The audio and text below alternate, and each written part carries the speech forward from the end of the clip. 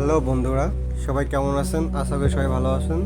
তো আজকে আমরা একটি উইন্ডো টাইপ এসির প্রবলেম নিয়ে ভিডিওটি মূলত বানিয়েছি।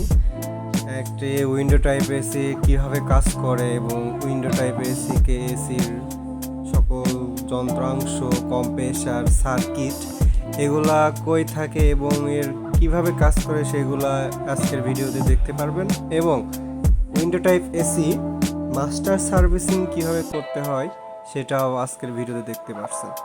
তো চলুন বন্ধুরা, দেখি আমরা আজকে কি কি শিখতে পারি।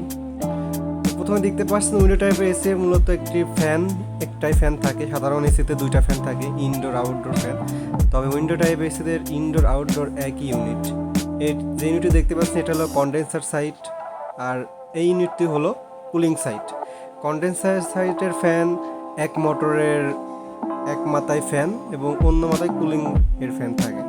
আর এর সার্কিটের মধ্যে কিছু কিছু উইন্ডো টাইপের এসি সার্কিট থাকে, আবার কিছু কিছু উইন্ডো এসি টাইপের রেগুলার টাইপের একটা বাটন থাকে যেটা আপনার ম্যানুয়ালি কাজ হয়, ঠিক আছে। আর এটা অটো সেন্সর, এটা রিমোটে কাজ করে। তো বন্ধুরা চলুন দেখুন এসি কীভাবে সার্ভিসিং করতে হয়। তো আমরা প্রথমত ওয়াটার গান দিয়ে এসিটাকে সার্ভিসিং করে নিচ্ছি। এসিটাকে নামিয়ে এসির পুরো ক্যাসিং খুলে এরপরে আমরা বাইরে নিয়ে এটাকে ওয়াটার গান দ্বারা ভালো করে পরিষ্কার করতেছি।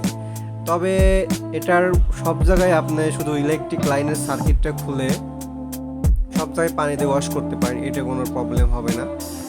তো পরে পানি দিয়ে ওয়াশ করার পরে রোদ্রে বা কিছুক্ষণ 1 থেকে 1.5 ঘন্টা রেখে দিলে পুরো পানিটা ভালোভাবে ঝরে গেলে তারপরে সার্কিট ফিটিং করে লাগালেই ভালো হবে। তো সেই ক্ষেত্রে আপনারা হাওয়া মেরে নিতে পারেন, এতে কোনো সমস্যা হবে না।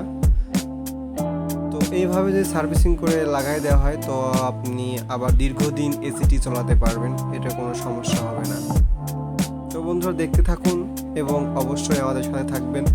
নতুন নতুন ভিডিও এবং এসি সম্পর্কে, ফ্রিজের সম্পর্কে কোনো সমস্যা থাকলে অবশ্যই আমাদের কমেন্ট বক্সে জানাবেন, আমরা সলভ করার জন্য চেষ্টা করব। তো সবাই ভালো থাকবেন।